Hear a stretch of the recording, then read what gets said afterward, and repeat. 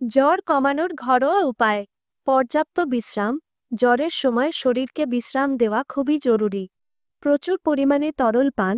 Dehydration এড়াতে প্রচুর পরিমাণে জল, ফলের রস, স্যুপ এবং অন্যান্য তরল খাবার গ্রহণ করুন। এটি শরীর থেকে টক্সিন বের করে দিতেও সাহায্য করে। পাতলা কাপড় পরিধান। হালকা, আরামদায়ক এবং বাতাস চলাচল করতে পারে এমন পোশাক পরুন। ঠান্ডা সেক। কপালে বা বগলে ঠান্ডা ভেজা কাপড় বা বরফের টুকরা দিয়ে সেক দিন। ফ্যান ব্যবহার। ঘরে পর্যাপ্ত বাতাস চলাচলের ব্যবস্থা করুন অথবা ফ্যান ব্যবহার করুন। গরম ভাপ নেওয়া। যদি সর্দি বা নাক বন্ধ থাকে তাহলে গরম পানির ভাপ নিতে পারেন। নুন জলে গার্গল। গলা ব্যথা করলে হালকা গরম নুন জল দিয়ে গার্গল করতে পারেন। পুষ্টিকর খাবার। সহজ পাচ্য এবং পুষ্টিকর খাবার গ্রহণ করুন। জ্বর হলে গর্ভবতী মায়েদের জন্য ঔষধ এবং ঘরোয়া কিছু উপায় নিচে দেওয়া হল। ঔষধ। গর্ভাবস্থায় জ্বর হলে সাধারণত প্যারাসিটামল ঔষধ নিরাপদ। এটি জ্বর এবং অ্যাসোসিয়েটেড ডিসকমফর্ট কমাতে সাহায্য করে। ডোজ। ফার্মেসিতে এই ঔষধটি সহজেই পাওয়া যায় এবং প্যাকেজের নির্দেশাবলী অনুসরণ করে সঠিক ডোজে গ্রহণ করা উচিত। আপনার জন্য সর্বনিম্ন যে ডোজে কাজ হয় সেটি বেছে নেওয়াই ভালো।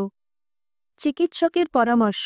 যদি আপনার অন্য কোনো স্বাস্থ্য সমস্যা থাকে বা জ্বর বেশি থাকে 100.4 ডিগ্রি ফারেনহাইট বা 38 ডিগ্রি সেলসিয়াসের বেশি এবং প্যারাসিটামল খাওয়ার পরেও না কমে, অথবা যদি অন্য কোনো উপসর্গ দেখা দেয় যেমন শ্বাসকষ্ট, বুকে ব্যথা, র্যাশ, মাথা ঘোরা, পেটে ব্যথা, বাচ্চার নড়াচড়া কমে যাওয়া, তাহলে অবশ্যই দ্রুত ডাক্তারের পরামর্শ নিন।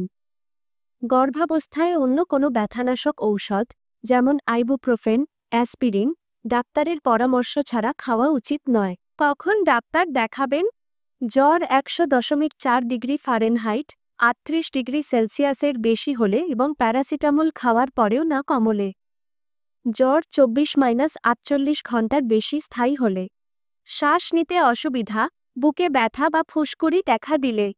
ডিহাইড্রেশনের লক্ষণ দেখা দিলে যেমন গাঢ় রঙের প্রস্রাব, কম প্রস্রাব হওয়া, মাথা ঘোরা। বাচ্চার নড়াচড়া কমে গেলে। মনে রাখবেন, গর্ভাবস্থায় জ্বরকে হালকাভাবে নেওয়া উচিত নয়। মায়ের শরীরের তাপমাত্রা বেশি থাকলে তা গর্ভের শিশুর জন্য ঝুঁকিপূর্ণ হতে পারে। তাই জ্বর হলে দ্রুত ডাক্তারের পরামর্শ নেওয়া এবং সঠিক চিকিৎসা শুরু করা অপরিহার্য।